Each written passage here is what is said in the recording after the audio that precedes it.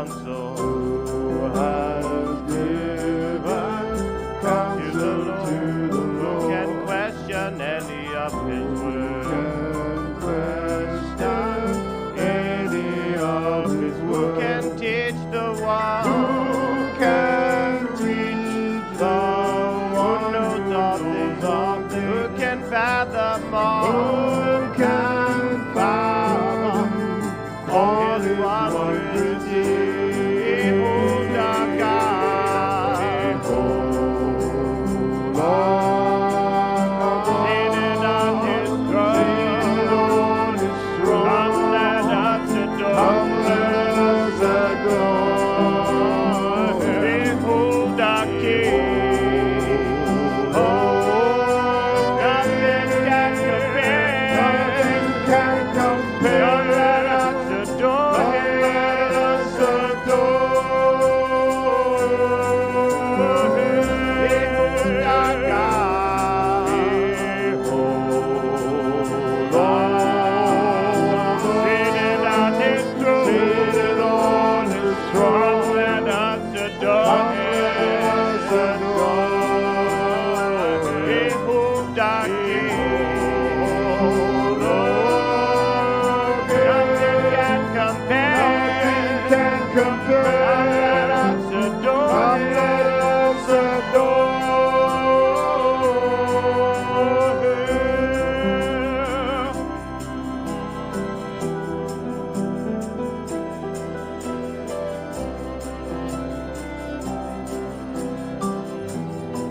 Who has felt the nails upon his Who hands? has felt the nails upon his Bearing hands? all the guilt Bearing all of the sinful man. guilt of sinful God man. eternal, God humble to the eternal, grave. humble to the grave. Jesus Savior, Jesus Savior, risen now to risen now to reign. Behold our God, Behold our God, seated on his throne. seated on his throne. Come, let us adore Come, him. let us adore him. Behold our King. Our King. Nothing can Nothing can compare. Let us adore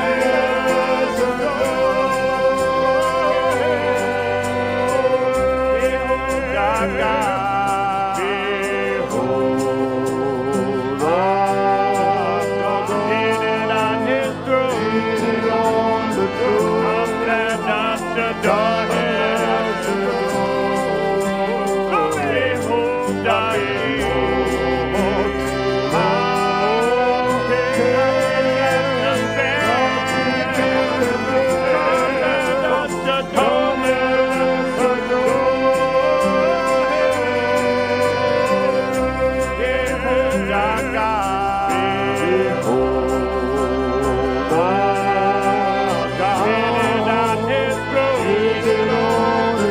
Come, let us adore him.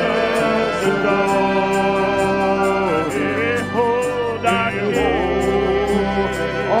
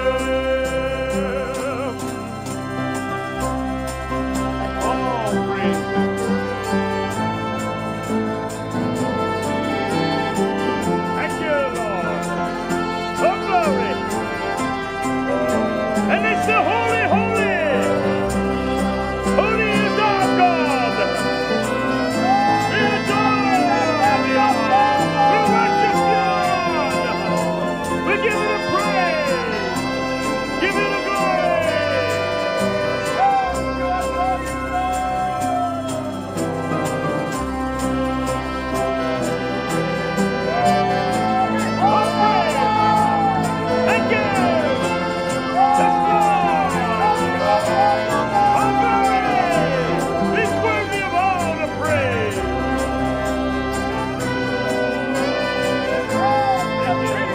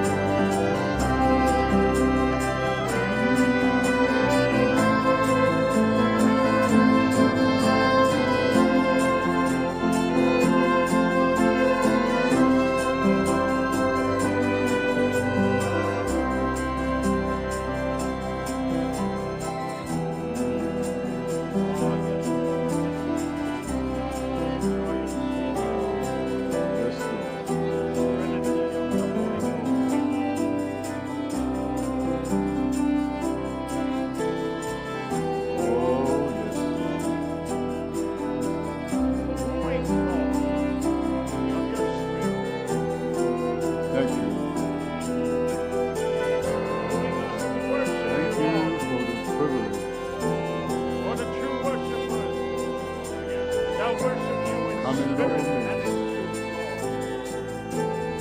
God, give me praise. Thank you, Lord.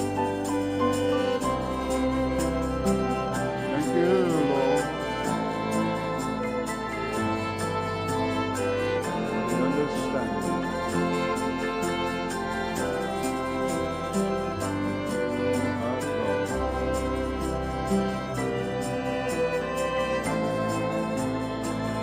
Seated on the throne, looking down, guiding us.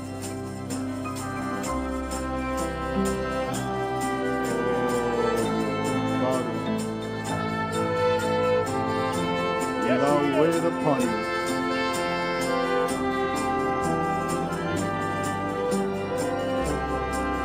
Oh Lord,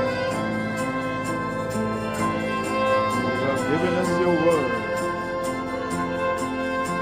given us your promise.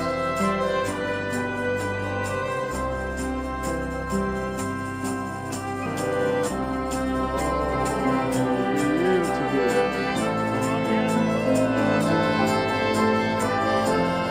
There is none more worthy Oh, who else could for see? us to yield to. Loose the seven seals thereof. Oh, God. For you have created us for this very purpose.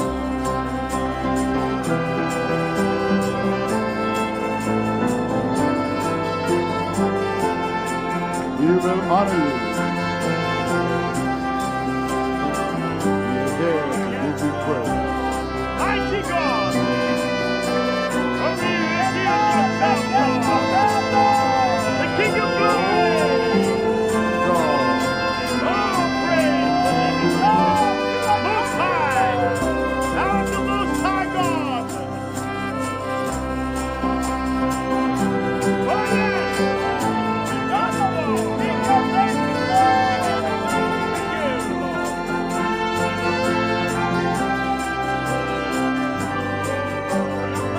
Thank you, Lord.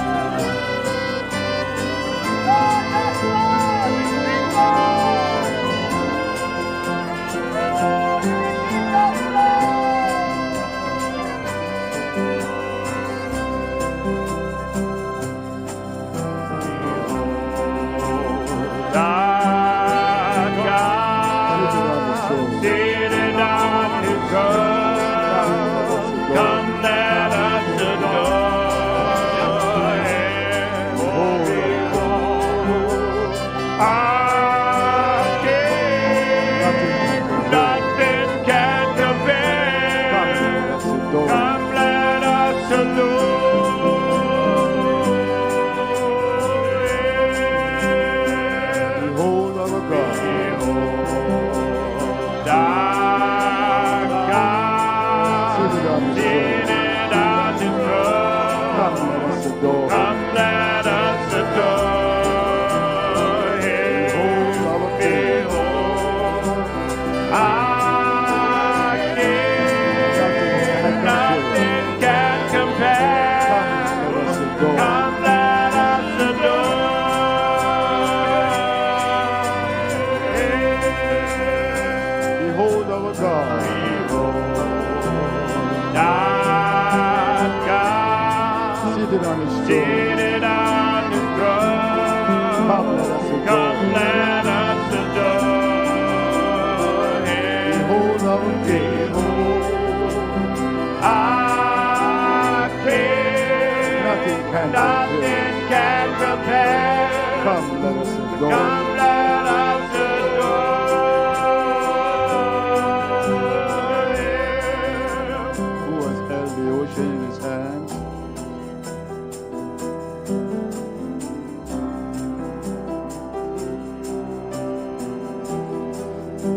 மெய்ப்பொருளாக இருக்க வேண்டியதாக இருந்தது. பாருங்கள், இப்பொழுது பாருங்கள், சர்வ வல்லமையுள்ள தேவன் சரியாக கூறினால் மேய்ப்பன் தீர்க்கதரிசியாகிய மோசேயில் தம்மை சித்தரிக்கிறார். தேவன் தம்மை எப்படி வெளிப்படுத்துகிறார் என்பதை கவனியுங்கள். இதுதான் நான் கடைசியாக கூறும் குறிப்பு. அக்கினி ஸ்தம்பத்தின் பிரசனத்தில் அவன் அபிஷேகம் பண்ணப்பட்டவனாக நிற்பதை பாருங்கள். மோசேயையும் யெகோவாவையும் தவிர மலையின் மேல் வேறு யாரும் இல்லை. ஆமேன். ஆமேன் என்றால் அப்படியே ஆக்கடுவது என்பதா. கவனியுங்கள். உன் கையை உன் மடியிலே போடு. ஆனால் சத்தத்துடன் கூடிய இந்த இரண்டாம் அடையாளத்தை இப்பொழுது கவனியுங்கள். உன் கையை உன் மடியிலே போடு. மோசே இடதுகை பழக்கமுள்ளவன் என்று நம்புவதற்கு நமக்கு எந்த காரணமும் இல்லை. எனவே அவன் தனது வலது கையைத்தான் மடியிலே போட்டிருக்க வேண்டும். ஏனெனில் மனிதரில் பெரும்பாலானோர் வலதுகை பழக்கமுள்ளவர்களே. அவன் வலது கையை போட்டான். இப்பொழுது கவனியுங்கள். யெகோவா மேய்ப்பன் தீர்க்கதரிசியாகிய மோசேக்குள் இருப்பதை குறித்த என்ன ஒரு அழகான காட்சி. மோசே தேவனின் பிரதிநிதியாக இருந்தான். ஏனெனில் தேவன் மோசேக்குள் இருந்தார். கவனியுங்கள். கையை உன் மடியிலே போடு. என்ன ஒரு அடையாளம்.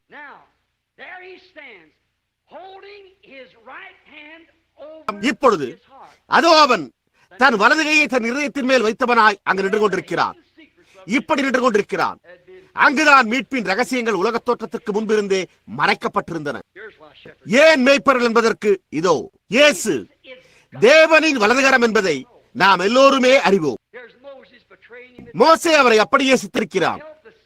அவர் பிதாவின் ரகசியங்களை கொண்டவராய் இருந்து அவைகளை நமக்கு வெளிப்படுத்தியிருக்கிறார். கவனியுங்கள். அவன் தன் வலது கையை மார்பிலிருந்து எடுத்த போது அது பயங்கரமான குஷ்டத்தால் பீடிக்கப்பட்டிருந்ததை கவனியுங்கள். தேவன் அவருடைய வலதுகரமாகிய இயேசுவுக்கு என்ன செய்ய போகிறார் என்பதை அது காண்பித்தது. கவனியுங்கள். குஷ்டரோகம் குணமாக முடியாது. மறுபடியும் கவனியுங்கள். அது சாதாரண குஷ்டம் அல்ல. அது கடைசி கட்டத்தை அடைந்த உறைந்த மழையை போன்ற வெண்குஷ்டம். அவருடைய கையோ பயங்கரமான வியாதியினால் பீடிக்கப்பட்டிருந்தது. மோசே தன் வலதுகரத்தை தன் இருதயத்திலிருந்து தன் மார்பிலிருந்து எடுத்த போது அது குஷ்டரோகத்தால் பீடிக்கப்பட்டதை காண அவனுக்கு எப்படி இருந்திருக்கும்? குஷ்டரோகமோ பாவத்துக்கு அடையாளமாய் உள்ளது. முக்கியமாக அது கடைசி கட்டத்தை அடைந்துவிட்ட பிறகு அதை குணப்படுத்தவே முடியாது. சகோதரரே, தேவன் தமது வலதுகரத்தை தமது மார்பிலிருந்து எடுத்த போது உலகம் அந்நிலையில் தான் இருந்தது. உலகம் பயங்கரமான குஷ்டரோகத்தால் பீடிக்கப்பட்டிருந்தது. அதற்கு பரிகாரம் எதுவே இருக்கவில்லை. இன்றிரவும் அவ்வாறே உள்ளது. ஏனெனில் அவர்கள் பரிகாரத்தை ஏற்க மறுக்கிறார்கள். கல்வாரியில் பரிகாரம் அளிக்கப்பட்டது. ஆனால் ஜனங்களோ பாவத்துக்கு தேவனுடைய மருந்து சீட்டை பெறுவதற்கு பதிலாக மனிதனால் அளிக்கப்படும் மருந்து சீட்டுள்ள மருந்தை உட்கொள்ள விரும்புகிறார்கள். கவனியுங்கள். குஷ்டம் வழக்கமாக படிப்படியாக அதிகரிப்பது போல் அது இல்லாமல் ஒரேடியாக அதிகமாக தோன்றிவிட்டது. மோசே தன் கையை எடுத்த போது அது முழுவதும் குஷ்டம் பிடித்ததாகவே இருந்தது. தேவன் ஆதாமுக்கு என்ன கூறினார் என்பதை கவனியுங்கள். நீ படிப்படியாக பாவத்தில் விழமாட்டாய், ஆனால் நீ புசிக்கும் நாளில் சாகவே சாவாய் என்றார். அது உண்மை. நீ புசிக்கும் நாளில்.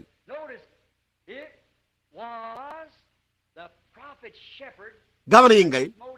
தீர்க்கதரிசி மேய்ப்பன் தானே தன்னை அடித்துக் கொண்டான். அவன் தேவனுடைய கட்டளை கிடங்கி தன் கையை தன் மார்பில் போட்டு குஷ்டம் பிடித்த கையாக அதை எடுத்தான். தீர்க்கதரிசி மேய்ப்பன் தாமே அதை செய்தான். அவ்வாறு அந்த மகத்தான தீர்க்கதரிசி மேய்ப்பராகிய இயேசு தாமே அதை செய்தார். நானே என் ஜீவனை கொடுக்கிறேன், ஒருவரும் அதை என்னிடத்திலிருந்து எடுத்துக் கொள்ள மாட்டான். அவர் மகத்தான மேய்ப்பர், மகத்தான தீர்க்கதரிசி மேய்ப்பர். ஒருவரும் அதை என்னிடத்திலிருந்து எடுத்துக் கொள்ள மாட்டான். நானே அதை கொடுக்கிறேன். கவனியுங்கள். அது படிப்படியாக வரவில்லை. அது ஒரே நிமிடத்தில் வந்துவிட்டது. அந்த மகத்தான மேய்ப்பர் தாமாகவே நம்முடைய குற்றங்களை சுமந்து தம்மை எடுத்துக் கொண்டார். அவர் நம்முடைய பாவங்களை எடுத்து அவர் மேல் சுமத்திக் கொண்டார். கவிஞரோ இவ்வாறு எழுதினதில் வியப்பொன்றுமில்லையே. பிளவுண்ட பாறைகள், இருளடைந்த வானத்தின் மத்தியில் என் ரட்சகர் தம் தலையை சாய்த்து ஜீவனை விட்டார். திறக்கப்பட்ட திரை பரலோக சந்தோஷத்துக்கும் முடிவற்ற நாளுக்கும் வழியை வெளிப்படுத்தி காண்பித்தது. அந்த ரகசியமோ தேவனுடைய மார்பில் இத்தனை ஆண்டுகளாக இருந்து வந்து அவருடைய வலதுகரமாகிய இயேசுவினால் மூடப்பட்டிருந்தது. அந்த மகத்தான மேய்ப்பர் நம்முடைய குற்றங்களை அவர் மேல் சுமந்து கொண்டார். நம்முடைய மீறுதல்கள் நிமித்தம் அவர் காயப்பட்டு, நம்முடைய அக்கிரமங்கள் நிமித்தம் அவர் நொறுக்கப்பட்டார். நமக்கு சமாதானத்தை உண்டு பண்ணும் ஆக்கினை அவர் மேல் வந்தது. அவருடைய தழும்புகளால் குணமாகிறோம் என்று ஏசாயா 53 அதிகாரம் 6 வசனம் உரைத்திருக்கிறது. தேவனுடைய குணமாக்கும் ரகசியம் இயேசு கிறிஸ்துவின் தேவனின் மார்பில் கிடந்திருந்தது. அவர் தேவனுடைய வலது பார்சத்தில் இருந்தார். அந்த ஒரு ஆடு மாத்திரமே தன் மார்பில் ரகசியத்தை கொண்டிருந்தது. அதன் காரணமாகத்தான் அதன் முன்னிழல் எப்பொழுதுமே ஒரு ஆடாக இருந்து கடைசியும் ஆடாக இருந்தது. ஆகையால் தான் அது தன் ஆடுகளை எப்படி பாதுகாக்க வேண்டும் என்று அறிந்திருந்த வைப்பரிடம் வரவேண்டியதாக இருந்தது. உங்களுக்கு புரிகிறதா? கவனியுங்கள். நம்முடைய மீறுதல் நிமித்தம் அவர் காயப்பட்டு, நம்முடைய அக்கிரம நிமித்தம் அவர் நொறுக்கப்பட்டார். நமக்கு சமாதானத்தை உண்டு பண்ணும் ஆக்கினை அவர் மேல் வந்தது. கவனியுங்கள், அது வேகமாக வந்தது. வலதுகை இரண்டாம் முறை மார்பிலிருந்து எடுக்கப்பட்ட போது அது வேகமாக மறைந்து விட்டது. அவர் அதை இரண்டாம் முறை எடுத்த போது அந்த மரணத்துக்கு எதுவான வியாதி மறைந்தே போய்விட்டது. அந்த மகத்தான மேய்ப்பர், ஆடு, தீர்க்கதரிசி, அவர் கூறின போது, அதாவது கல்வாரி சிலுவையில் அவர் நம்ம எல்லோருக்காகவும் பாவத்துக்கான கிரயத்தை செலுத்தி தீர்ந்த பிறகு அவர் முடிந்தது என்றார். பாவம் முடிந்து விட்டது. அபராதம் செலுத்தி தீர்க்கப்பட்டாயிற்று. கடன்களோ செலுத்தப்பட்டு விட்டன. அதற்கு ஒரு ஆண்டு பிடிக்கவில்லை, அல்லது ஏதோ ஒரு சீர்திருத்தக்கார நாட்களில் அது நடக்கவில்லை. அது அப்பொழுதே முடிந்து விட்டது. பாவம் தேவனுடைய பிரமாணத்தை மீறினதன் காரணமாக, ஒரு வார்த்தையை முறித்ததன் காரணமாக ஒரு நொடியில் தோன்றினது. இன்றிரவு என் சகோதரரே, உங்கள் ஆத்மாவோ சங்கிலியால் நரகத்தின் மேல் தொங்கவிடப்பட்டிருக்கிறது. அந்த சங்கிலி வேதசாஸ்திர பள்ளியின் போதகம் அல்ல. அந்த சங்கிலி நீங்கள் வாழ்ந்து கொண்டிருக்கும் ஏதோ ஒரு ஸ்தாபனமோ அல்லது அதன் கோட்பாடோ அல்ல. அந்த சங்கிலி தேவனுடைய வார்த்தை. மனித குலம் வாழ்வதற்கென்று இயேசு தமது வார்த்தையை அதற்கு கொடுத்தார். ஏவாள் அதன் ஒரு சிறு இணைப்பை மாத்திரமே முறித்து போட்டு விட்டாள். எந்த ஒரு சங்கிலியும் அதன் மிகவும் பலவீனமான இணைப்பை காட்டிலும் பலமுள்ளதல்ல. நீங்களோ அதிலிருந்து ஒரு வார்த்தை எடுத்து போடும் போது, அது வேதாகமத்தின் முதல் புத்தகம். இயேசு வேதாகமத்தின் மையத்தில் வந்து மனுஷர் அப்பத்தினாலே மாத்திரமல்ல, தேவனுடைய வாயிலிருந்து புறப்படுகிற ஒவ்வொரு வார்த்தையாலும் படைப்பார் என்றார். அது வேதாகமத்தின் நடுபாகம்.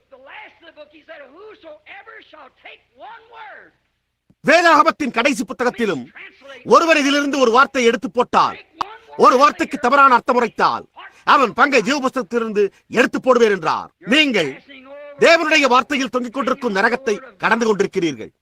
கர்த்தர் உரைக்கிறதாவது என்பதை தவிர வேறு யாரும் வேறொன்றையும் உங்களுக்குள் திணிக்கும்படி அனுமதிக்க வேண்டாம். ஓ, அப்படியா? அவர்களோ நிச்சயமாகவே நாங்கள் எல்லாவற்றையும் செய்துவிட்டோம், நாங்கள் எல்லாவற்றையுமே செய்துவிட்டோம் என்கின்றார்கள். அப்படித்தான் மகத்தான மேய்ப்பரின் நாட்களில் இருந்த பிரதான ஆசாரியர்களும் மற்றவர்களும் நினைத்திருப்பார்கள். ஏவாளும் அப்படித்தான் நினைத்துக் கொண்டாள். சாத்தானோ அவளிடத்தில் நிச்சயமாகவே தேவர் அப்படி செய்ய மாட்டார் என்றான். ஆனால் அவர் செய்தார். ஏனெனில் அவர் அப்படி செய்வார் என்று கூறினார். அந்த காரணத்தினால்தான் அவர் இன்றும் அதை மறுபடியும் செய்வார். நோவாவின் நாட்களில் நடந்தது போல அப்பொழுது 8 பேர் மாத்திரமே ஜலத்தினால் காக்கப்பட்டார்கள். மனுஷகுமாரனுடைய வருகையிலும் அப்படியே இருக்கும். பாருங்கள், வெகு சிலரே. ஏனெனில் ஜீவனுக்கு போகிற வாசல் இடுக்கமும் வழி நெருக்கமாயிருக்கிறது. அதை கண்டுபிடிக்கிறவர்கள் சிலர், அது உண்மை. ஆனால் கேட்டுக்கு போகிற வாசல் விரிவும் வழி விசாலமாயிருக்கிறது. அதன் வழியாய் பிரவேசிக்கிறவர்கள் அநேகர். அந்த மகத்தான மேய்ப்பர் அடிக்கப்பட்ட போது, அந்த மகத்தான ஆடு தீர்க்கதரிசி அந்த அடிக்கப்பட்ட போது அவர் முடிந்தது என்றாரே. இந்த மேய்ப்பர் அடிக்கப்பட்ட நிமிடமே எல்லாம் முடிந்து விட்டது. பாவமோ முடிவடைந்து விட்டது. அதன் பிறகு பாவம் இல்லை. அவர்கள் சுத்தர்களாயினர். கிரயமோ செலுத்தப்பட்டாயிற்று. உலக தோற்றத்திற்கு முன்னால் முன்குறிக்கப்பட்டு ஜீவ புஸ்தகத்தில் பெயர் எழுதப்பட்டவர்களுக்கு இயேசு முடிந்தது என்று சொன்ன அந்த நிமிடமே அது முடிந்து விட்டது. அந்த மகத்தான மேய்ப்பர் தன் ஆடுகளுக்காக வந்தார். அது முடிந்து விட்டது. தேவனுடைய வலதுகரம் அடிக்கப்பட்டதாய் அவருடைய மார்பிலிருந்து எடுக்கப்பட்டு விட்டது. பிறகு ஈஸ்டர் அன்று அவர் அதை திரும்ப அளித்து, ஆமென், அதை மறுபடியும் தமது மார்புக்கு எழுப்பி அதை அவருடைய வார்த்தையின் வடிவில் உங்களுக்கும் எனக்கும் அளித்து பாவம் நம்மை வெளியே துரத்தின அந்த மூல தோட்டத்துக்கு நம்மை மீட்டுக் கொண்டு வந்தார். அவருடைய மகத்தான இருதயத்தில் மறைந்திருந்த ரகசியம் தீர்க்கதரிசி மேய்ப்பரால் வெளிப்படுத்தப்பட்டது. அது ஒரு மேய்ப்பரால், தீர்க்கதரிசி மேய்ப்பரால் வெளிப்படுத்தப்பட்டது. மலைகள் அந்த நாளில் துள்ளி ஆர்ப்பரித்ததில் வியப்பொன்றுமில்லையே. சூரியன் தன் முகத்தை மறைத்துக் கொண்டு சந்தோஷத்தினால் ஆரவாரம் செய்ததில் வியப்பொன்றுமில்லை.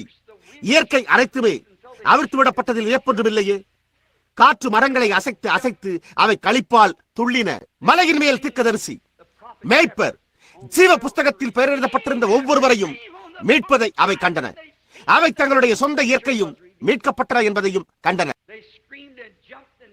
அவைகளோ ஆர்ப்பரித்து துள்ளின. உலகமோ பூமி அதிர்ச்சிக்கு சென்றது.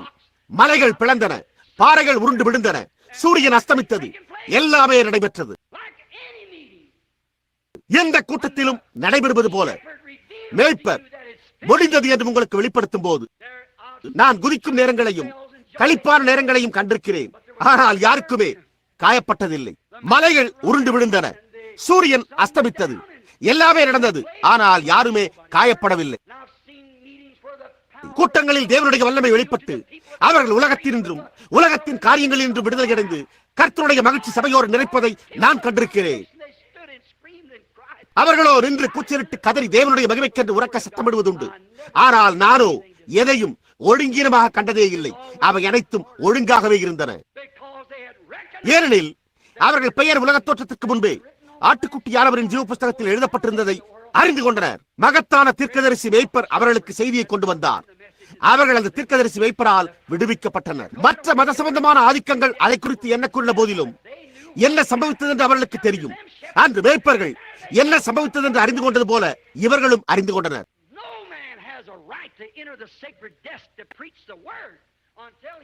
மோசேயை போல் ஒருவன் தேவனை எந்த வேதசாஸ்திரியும் விளக்க முடியாத அடிப்படையில் சந்தித்தால் ஒழிய வார்த்தையை பிரசங்கிக்க அந்த புனிதமான பீடத்தில் பிரவேசிக்க எவ்வித உரிமையும் கிடையாது. மோசே அங்கிருந்தான்.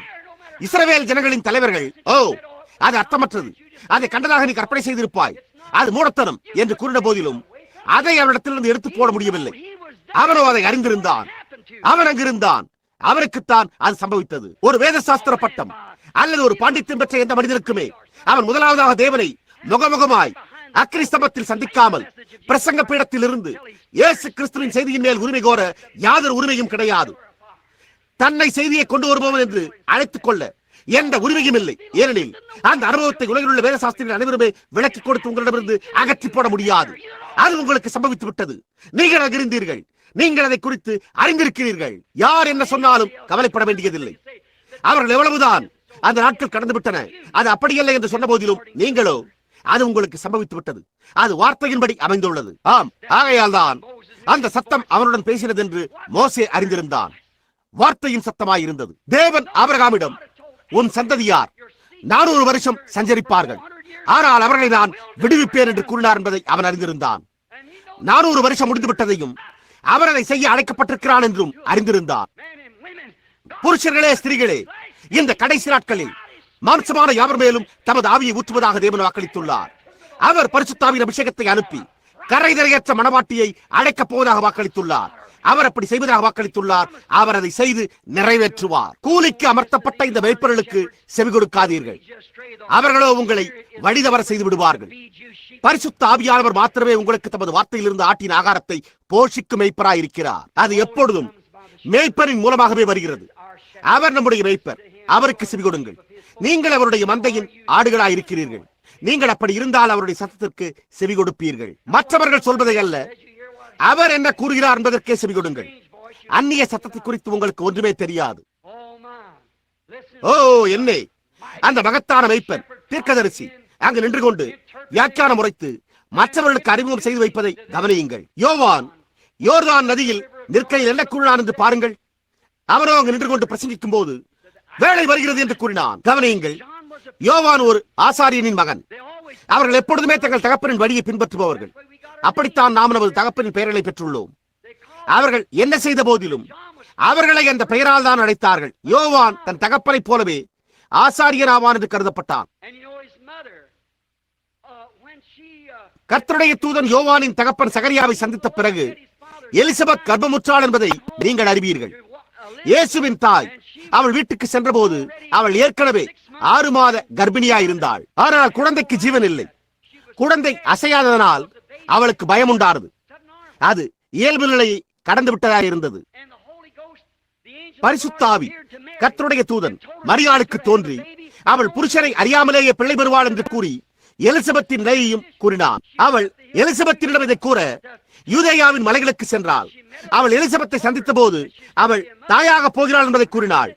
புருஷனை அறியாமல் அது எப்படி முடியும் என்று எலிசபெத்தினால் அதை புரிந்து கொள்ளவே முடியவில்லை. அப்பொழுது அவள், பரிசுத்த ஆவி என்மேல் நிழலிட்டு எனக்கு பிறக்க போகும் பரிசுத்தம் உள்ளது, தேவனுடைய குமாரன் எனப்படுவார் என்றும் அவருக்கு நான் இயேசு என்று பெயரிட வேண்டும் என்றும் கூறினார் என்றாள். முதன் முறையாக ஒரு மனித உதடுகளால் இயேசு என்னும் பெயர் உரைக்கப்பட்ட போது தாயின் கர்ப்பத்தில் இறந்து போயிருந்த குழந்தை களிப்பால் துள்ளி சத்தமிட்டது. அது தாயின் வயிற்றில் துள்ளிற்று. அது அதுவரை ஜீவனை பெறாதாயிருந்தது. இயேசு கிறிஸ்துவின் நாமத்தை கூறினது ஒரு மரித்த குழந்தைக்கு ஜீவனை அளித்திருக்குமானால் மறுபடியும் பிறந்துள்ளதாக உரிமை கோரும் சபைக்கு அது என்ன செய்ய வேண்டும்?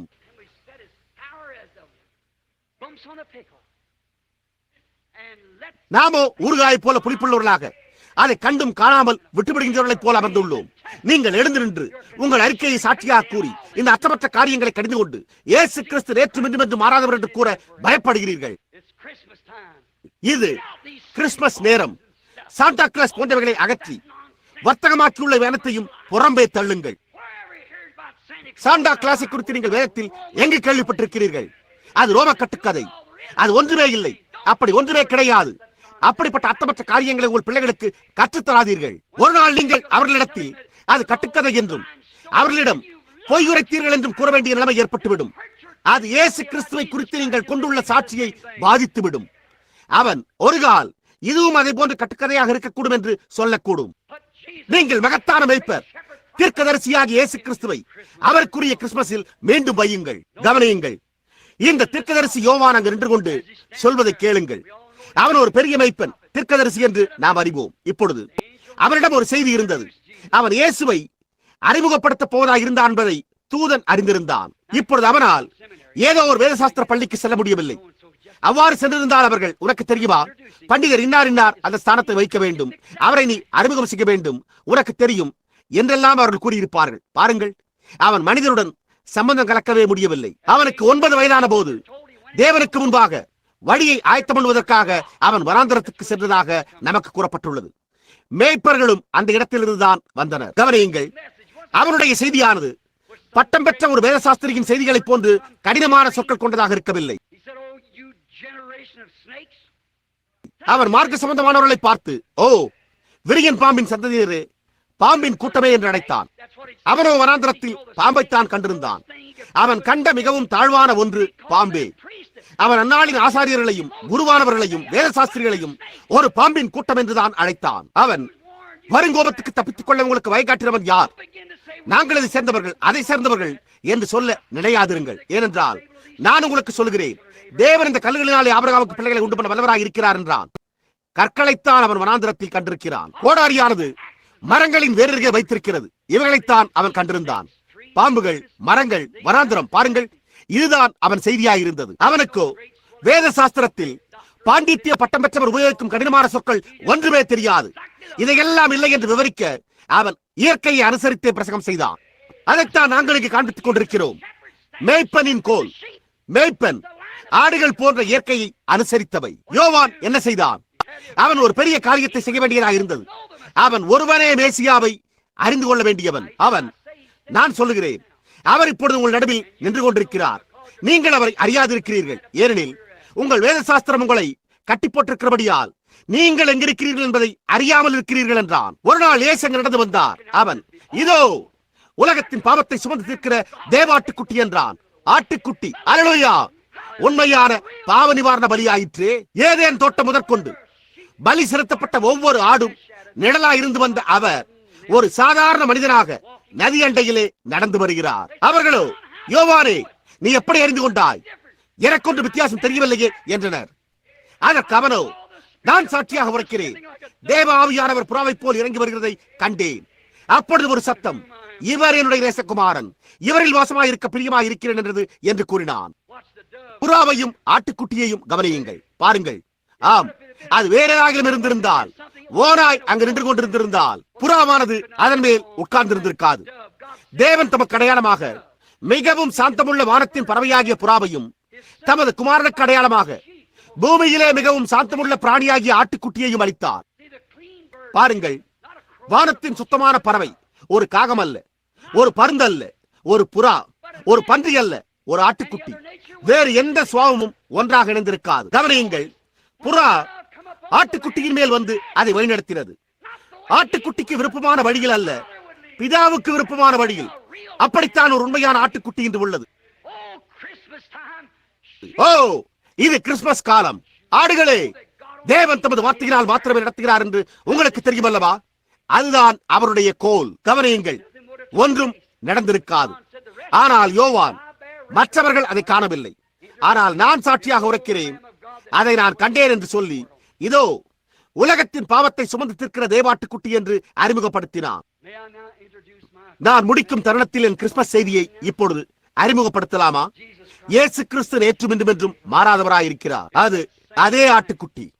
அன்று அவர் ஆட்டுக்குட்டியா இருந்த விதமாகவே இன்றும் ஆட்டுக்குட்டியாகவே இருக்கிறார். Here as he was, அன்று அங்கிருந்த விதமாகவே இன்றும் இங்கிருக்கிறார். ஏனெனில் எங்கே 2 பேர் 3 பேர் என் நாமத்திலே கூடியிருக்கிறார்களோ அவர்கள் மத்தியிலே நான் வாசமாயிருக்கிறேன் என்றும் அவருடைய வார்த்தை மாறாது. அப்படித்தான் அவர் கூறினார். he never அவர் ஒருபோதும் மாறுவதில்லை. அவர் வார்த்தையாகிய தேவனாயிருக்கிறார். அவர் ஒருபோதும் மாறுகிறதில்லை. by his அவர் இப்பொழுதும் தமது ஆடுகளுக்கு தமது மேய்ப்பன் தீர்க்கதரிசியின் மூலம் முதலில் தமது ஆட்டின் ஆகாரத்தை கொடுக்கிறார். not to வேத சாஸ்திரிகளுக்கு அல்ல, அவருடைய ஆடுகளுக்கே. they won't. How can their mothers eat it?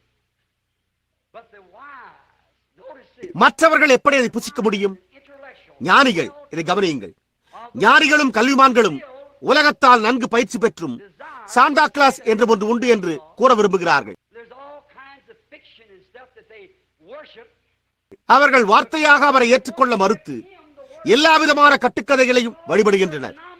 ஏனெனில் அவர்களுடைய ஸ்தாபனங்களில் உள்ள கூலிக்கு அமர்த்தப்பட்டுள்ள இன்றைய மேய்ப்பர்களின் கருத்துக்கு அது பொருந்துவதில்லை. The hirelings from Crete that are wanting கோட்பாடுகளை போஷிக்க அமர்த்தப்பட்ட இந்த கூலி வேலையாட்கள் ஒரு வெள்ளாட்டின் கீழ் உங்களை ஒன்று சேர்க்க முனைவார்கள். அதை நம்பாதீர்கள். அவர்கள் உங்களை அடிக்கப்படும் இடத்திற்கு நடத்தி சென்று விடுவார்கள். hear the great shepherd. 1900 ஆண்டுகளுக்கு முன்பு இந்த மாதத்தில் பிறந்த அந்த மகத்தான மேய்ப்பருக்கு செவி கொடுங்கள்.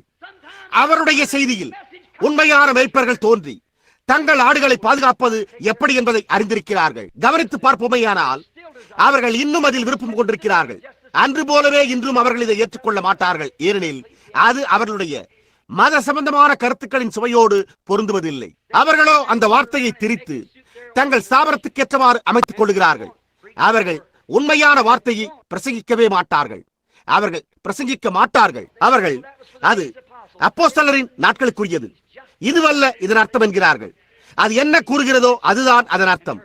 அதை வியாக்கியானப்படுத்த அதற்கு யாருமே தேவையில்லை. Now let us this hour bow our heads and hearts towards the dust of the earth and hasten real quick to a manger. இப்பொழுது இந்த நேரத்தில் நம்முடைய தலைகளையும் இருதயங்களையும் பூமியின் மண்ணுக்கு நேராக வணங்கி முன்னணிக்கு விரைந்து சென்று மேய்ப்பரால் இந்த வார்த்தையின் மூலம் கொண்டு வரப்பட்ட இந்த ஒளியை கண்டு அதை ஏற்றுக்கொள்வோம். அந்த மகத்தான தீர்க்கதரிசி மேய்ப்பராகிய தேவனுடைய குமாரனாகிய இயேசு கிறிஸ்துவை ஏற்றுக்கொள்வோம். அவரை குறித்தோ நீண்ட நேரமாக உங்களிடத்தில் பேசினேன். குருவானவர் பேசுவது போல் என் சொற்களை ஒரு கால் கோர்வையாக பேசியிருக்க மாட்டேன். அப்படி நான் பேச முயற்சிப்பதே இல்லை. அவர் அதை எனக்கு அருளும் விதமாகவே நான் பேச முயல்கிறேன். ஆனால் அது ஏன் மேய்ப்பர்களாக இருக்க வேண்டியதாக இருந்தது என்று இப்பொழுது புரிகிறதா? மற்றவர்களோ வேறு விதமான கருத்தில் பயிற்சி பெற்றிருந்ததன் காரணத்தால் அவர்கள் அதை ஏற்றுக்கொள்ள மனதில்லாதிருந்தனர். இன்றைக்கு நம்மை நடத்த நமக்கு பலவிதமான மேற்பார்வையாளர்கள், மாகாண அதிகாரிகள், பேராயர்கள், குருவானவர்கள், போப்பாண்டவருக்கு அடுத்த ஸ்தானத்தில் உள்ளவர்கள், போப்பாண்டவர் போன்ற அனைவருமே இவ்வுலகில் இருக்கிறார்கள். ஆனால் தேவன் நமக்கு ஒரு மேய்ப்பரை தந்திருக்கிறார். அந்த மேய்ப்பர் பரிசுத்த ஆவியாயிருக்கிறார். இப்பொழுது நான் கூறுவதை கேளுங்கள்.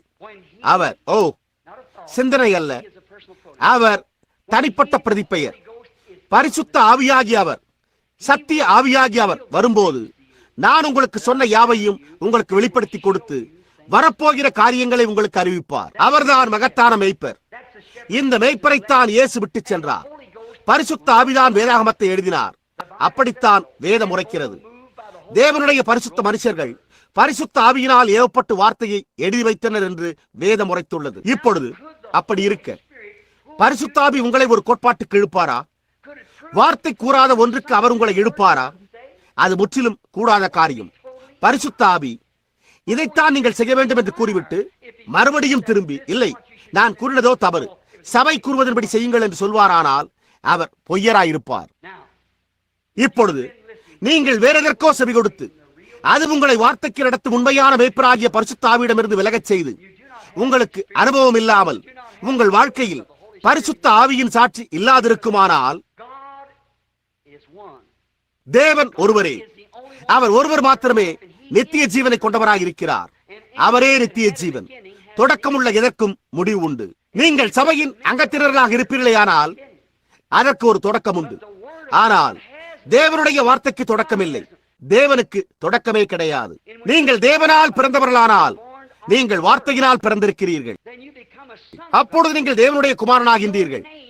உங்கள் பெயர் உலக தோற்றத்திற்கு முன்பே ஆட்டுக்குட்டியானவரின் ஜீவ புஸ்தகத்தில் எழுதப்பட்டு விட்டது. உங்களை, உங்கள் தலைமுடியின் நிறத்தை, உங்கள் கண்களின் நிறத்தை, உங்கள் தோற்றத்தை தேவன் உலக தோற்றத்திற்கு முன்பே உங்களை கண்டார். நீங்கள் இப்பொழுது உள்ள மானிட உருவில் அவர் கண்டார். இன்னும் கோடிக்கணக்கான ஆண்டுகள் ஆனாலும் நீங்கள் பரிபூர்ண சாயலுக்கு வர வேண்டும் என்று தேவன் ஆதியில் நியமித்ததை ஒன்றுமே தடை செய்ய முடியாது. என் நாடுகள் என் சத்தத்துக்கு செவி கொடுக்கிறது, அவைகள் அந்நியனுக்கு பின் செல்வதில்லை.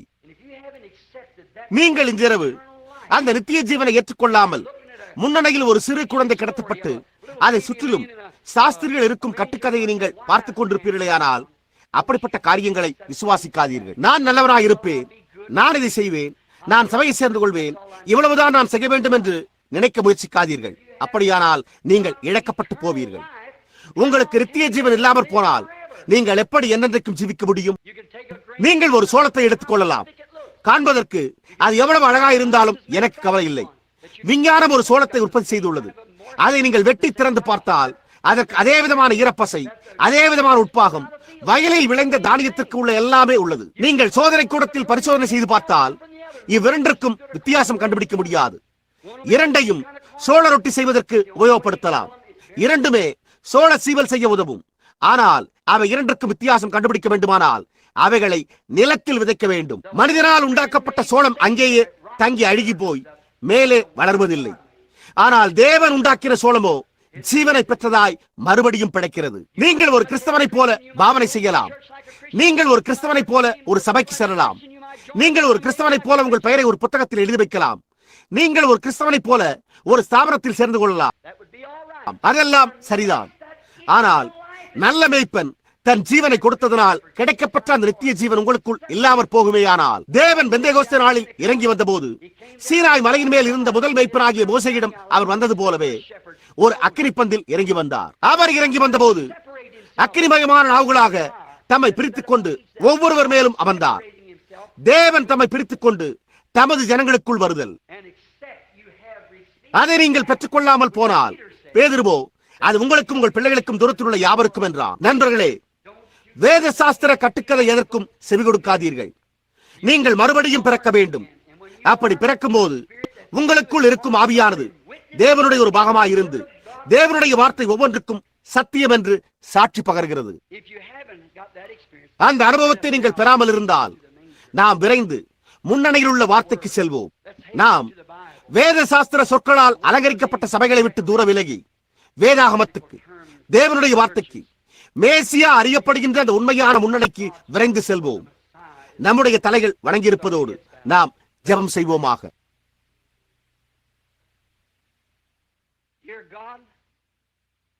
அன்புள்ள தேவரே, இந்நேரத்தில் இவ்வளவுதான் எனக்கு சொல்ல தெரியும். நாங்கள் கிறிஸ்துமஸை அணியிக் கொண்டிருக்கிறோம். தெருக்கள் மனிதராலும் ஸ்திரீகளாலும் பையன்களாலும் பெண்களாலும் நிறைந்து ஒருவரை ஒருவர் தள்ளிக்கொண்டு அவர்களுக்கு வெகுமதி கொடுப்பவர்களுக்கு வெகுமதி வாங்கி கொடுப்பதற்கென சென்று கொண்டிருக்கிறார்கள்.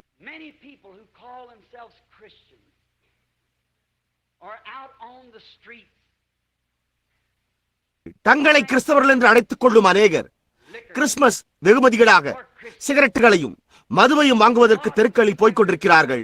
தேவரே, அதுவே அவர்களுடைய முகத்தில் எரிந்துவிட்டு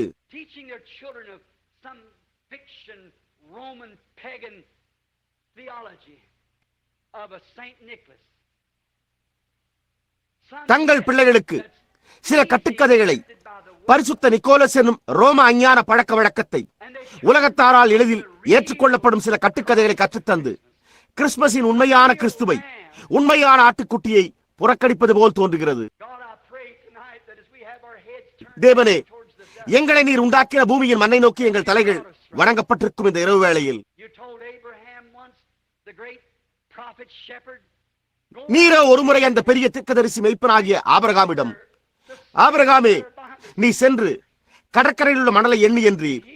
அவனோ மாற்றுதரமாக, அவை திரளானவை, என்னால் எண்ண இயலாது என்றான்.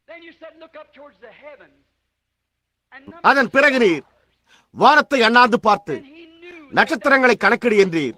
அது கூடாத காரியம் என்று அவன் அறிந்து கொண்டான். அப்பொழுது நீர் அவனிடத்தில், உன் சந்ததி அவ்வாறே திரளாயிருக்கும் என்றீர். நீர் அந்த மெய்ப்பன் தீர்க்கதரிசிக்கு அருளின பூமியின் வண்டிலிருந்து வானத்தின் நட்சத்திரத்துக்கு என்னும் செய்தியை நினைத்து பார்த்து, சாவுக்கு ஏதுவான எங்கள் சரீரத்துக்கு மரணம் உண்டாகி அது மண்ணுக்கு கொண்டு செல்லப்பட்டாலும் எங்களை நட்சத்திரங்களுக்கு எழுப்ப வல்ல ஜீவன் ஒன்று உண்டு என்பதை அறிகிறோம்.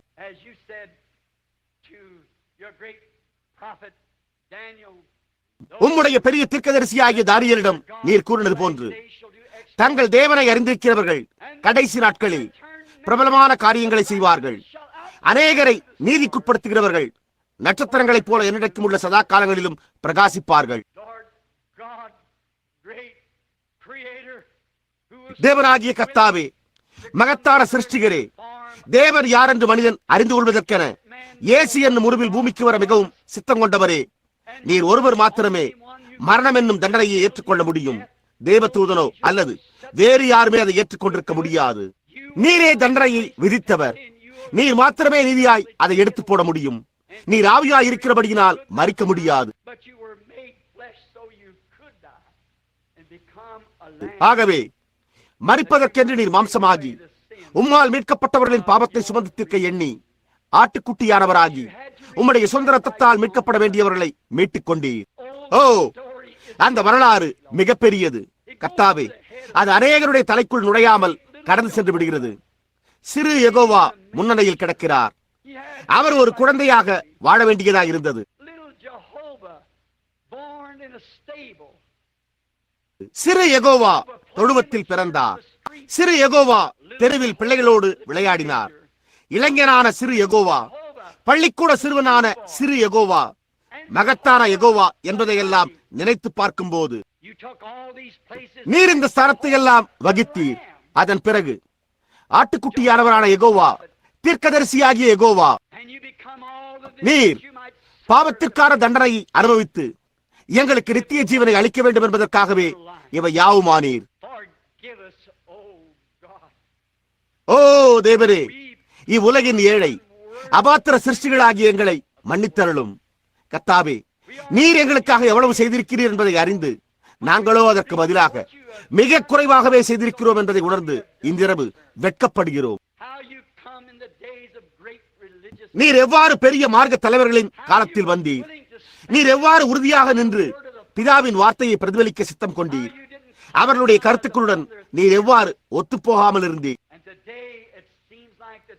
ஆனால் இன்றைக்கு உறுதியாய் நின்று ஒப்புரவாகாமல் வார்த்தையை வார்த்தை என்று அழைக்க ஒருவருமே இல்லை என்பது போல் தோன்றுகிறது.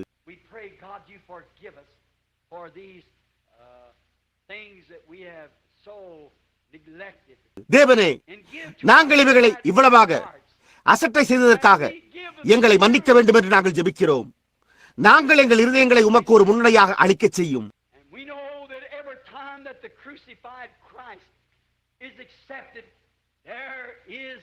ஒவ்வொரு முறையும் சிலுவையில் அறையுண்ட இயேசு ஏற்றுக்கொள்ளப்படும் போது ஒரு புது பிறப்பு உண்டாகிறது.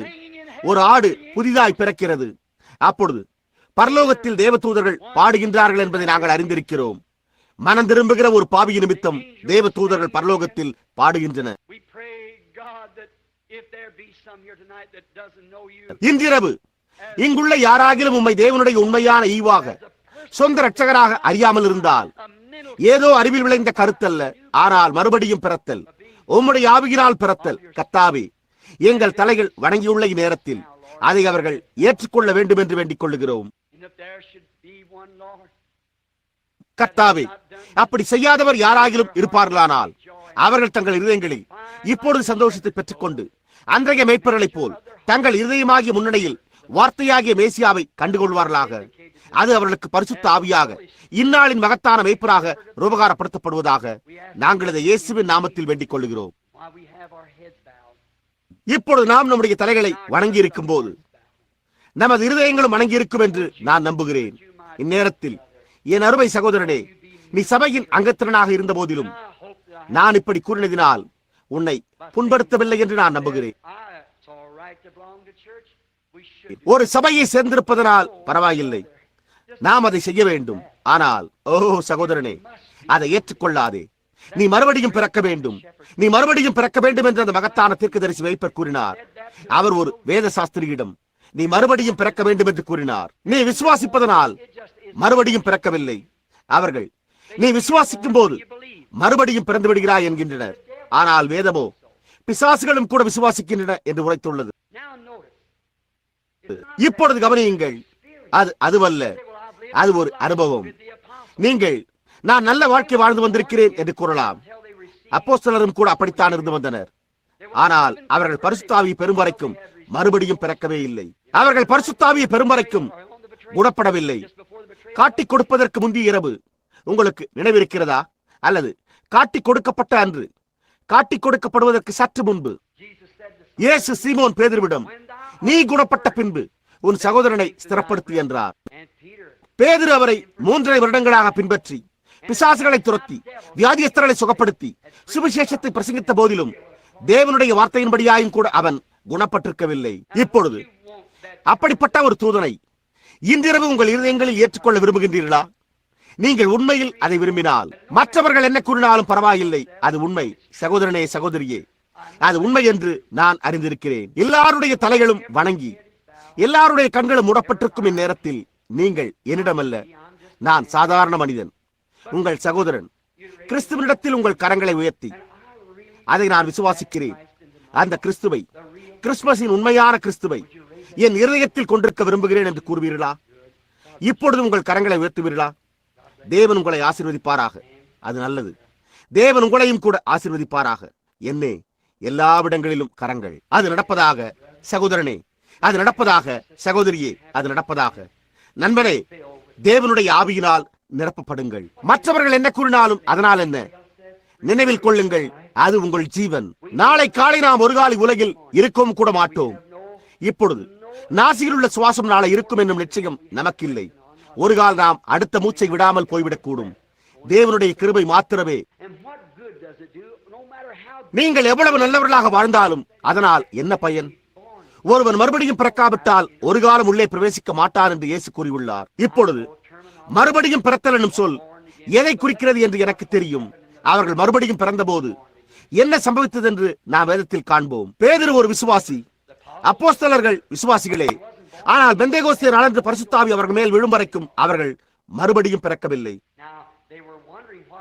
இப்பொழுது என்ன சம்பவித்தது என்று ஜனங்கள் வியந்து கொண்டிருந்த போது பேதுரு மற்றவருடன் கூட நின்று, இஸ்ரவேலரே, நீங்கள் அறிந்திருக்கிறபடி நசரேயனாகிய இயேசுவை கொண்டு தேவன் உங்களுக்குள்ளே பலத்த செய்திகளையும் அற்புதங்களையும் அடையாளங்களையும் நடப்பித்தார். அப்படி இருந்தும் தேவன் நிர்ணயித்திருந்த ஆலோசனையின்படியேயும் அவருடைய முன்னறிவின்படியேயும் ஒப்புக் கொடுக்கப்பட்ட அந்த இயேசுவை நீங்கள் பிடித்து அக்கிரமக்காரருடைய கைகளினாலே சிலுவையில் ஆணியடித்து கொலை செய்தீர்கள். தேவனோ அவரை எழுப்பினார். இதற்கு நாங்கள் எல்லோரும் சாட்சிகளாயிருக்கிறோம். நீங்கள் இப்பொழுது காண்கிறதும் கேட்கிறதும் ஆகிய இதை பொழிந்தருளினார். அது வேத வாக்கியங்களின்படி உள்ளது என்றான். இதை அவர்கள் கேட்டபொழுது இருதயத்திலே குத்தப்பட்டவர்களாகி, மனிதரே, சகோதரரே, நாங்கள் ரட்சிக்கப்படுவதற்கு என்ன செய்ய வேண்டும் என்றார்கள். பேதுரு அவர்களை நோக்கி, மனம் திரும்புங்கள் என்றான்.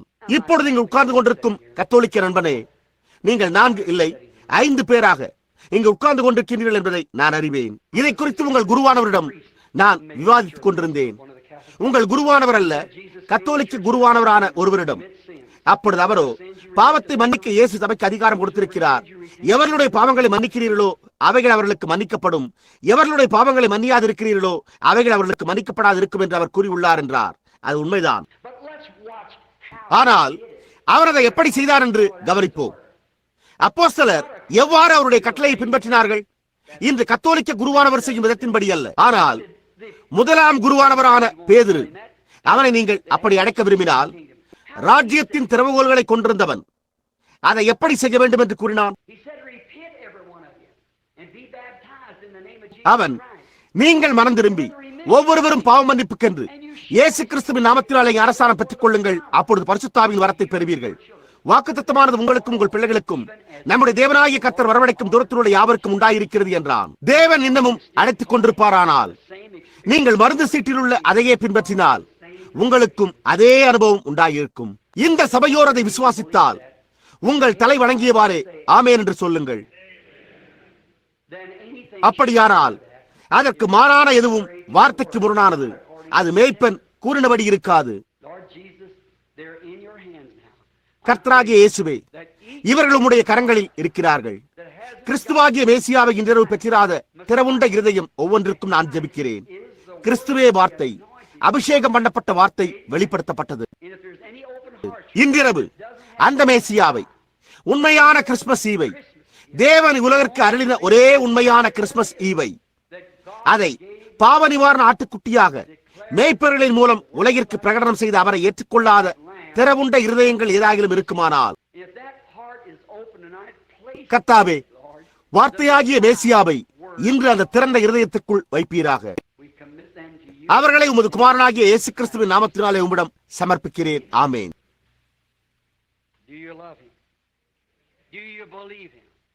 நீங்கள் அவரை நேசிக்கின்றீர்களா? நீங்கள் அவரை விசுவாசிக்கிறீர்களா? முதலாவது தேவனுடைய ராஜ்யத்தையும் அவருடைய நீதியையும் தேடுங்கள், அப்பொழுது இவைகளெல்லாம் உங்களுக்கு கூட கொடுக்கப்படும். நண்பர்களே, நாம் கலைந்து செல்வதற்கு முன்பு இதை கூற விரும்புகிறேன். அநேக சமயங்களில் நான் தவறாக புரிந்து கொள்ளப்பட்டிருக்கிறேன். என்னிடம் தேவனிடமிருந்து வந்த ஒரு செய்தி உண்டு. அதை நான் என்னவானாலும் பிரகடனம் செய்ய வேண்டும்.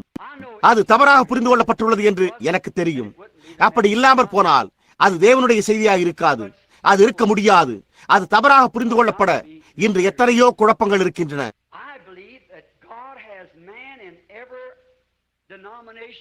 தேவனுக்கு உலகில் உள்ள ஒவ்வொரு ஸ்தாபனத்திலும் மனிதர் உண்டு என்று நான் நம்புகிறேன். நான் என் சகோதரர்களுக்கு விரோதம் அல்ல. 3 ஆண்டுகளுக்கு முன்பு நான் இங்கு டூசானுக்கு வந்து சகோதரன் கில்மோர் சபையில் போதவர்களாகி உங்களை சந்தித்து பேசினேன். அப்பொழுது நான் ஒரு சபையை தொடங்கவே இங்கு வந்தேனா என்னும் கேள்வி கேட்கப்பட்டது.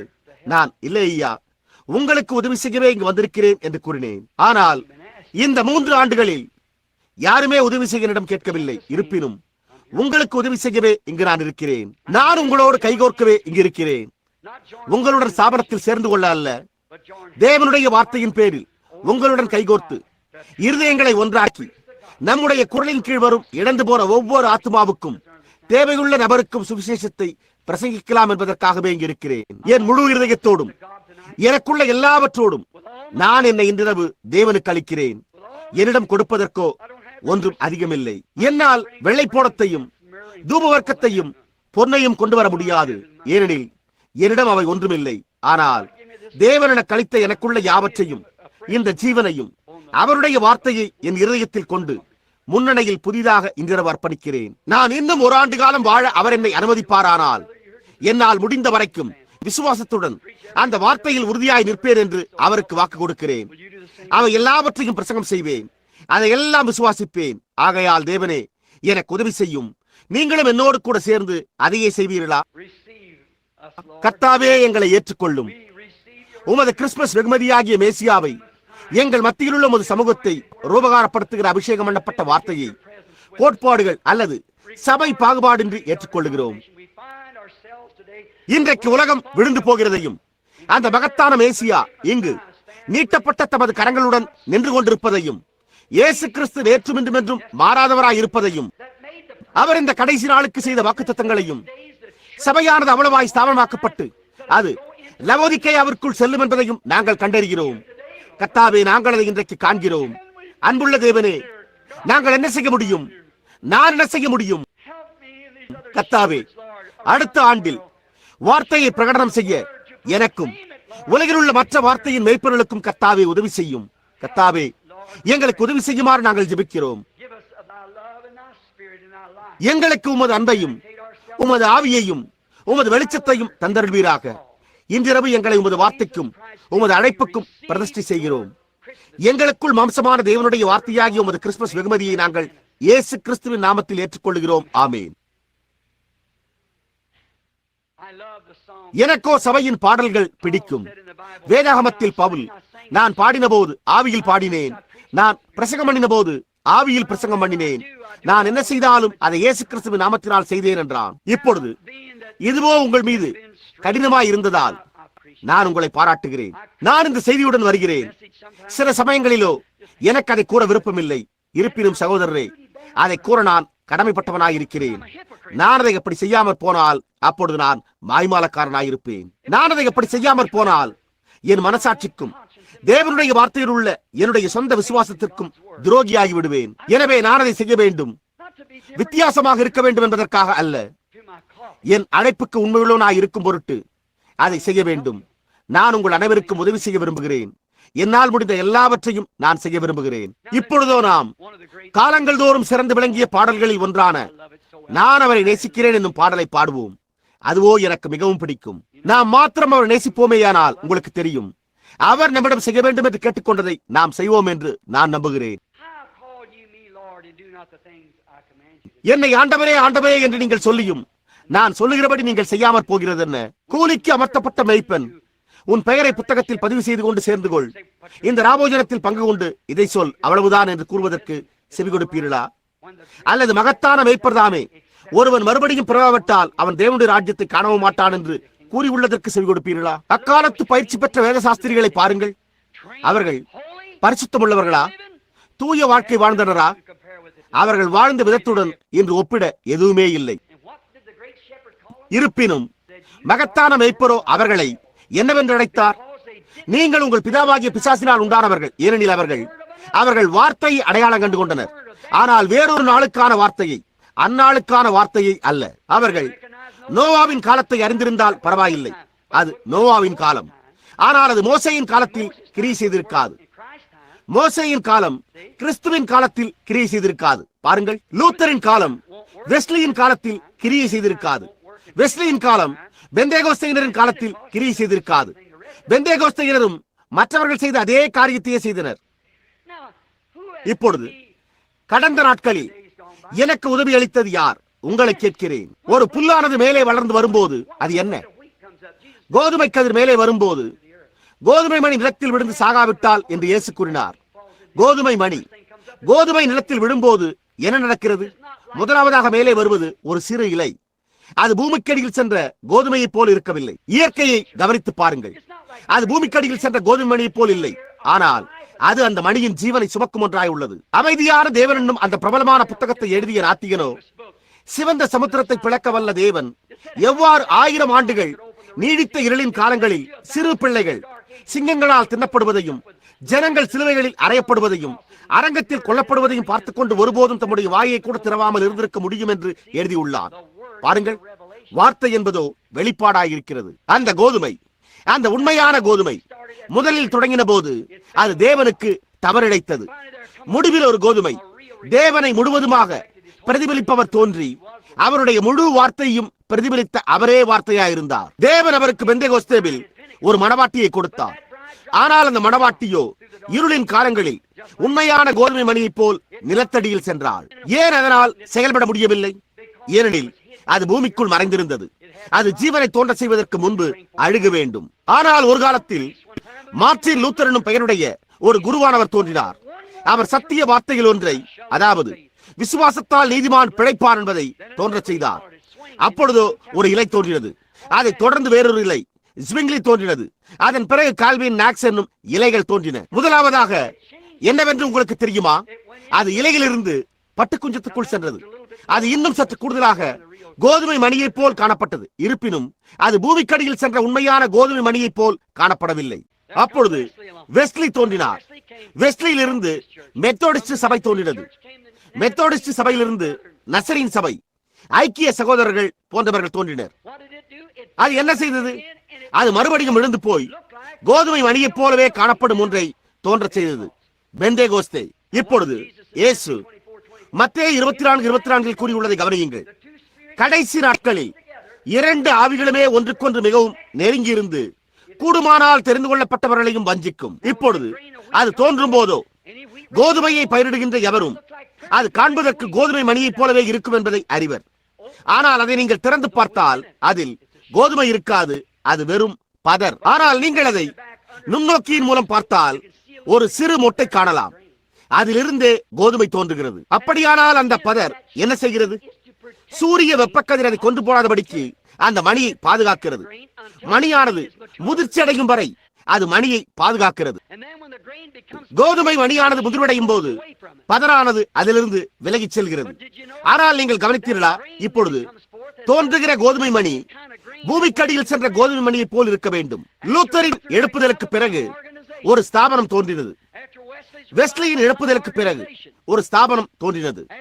அலெக்சாண்டர் ஸ்மித் ஜான் இவர்களுக்கு பிறகு, அலெக்சாண்டர் காம்பெல், ஜான் ஸ்மித், இன்னும் மற்றவர்களுக்கு பிறகு ஸ்தாபனம் தோன்றினது.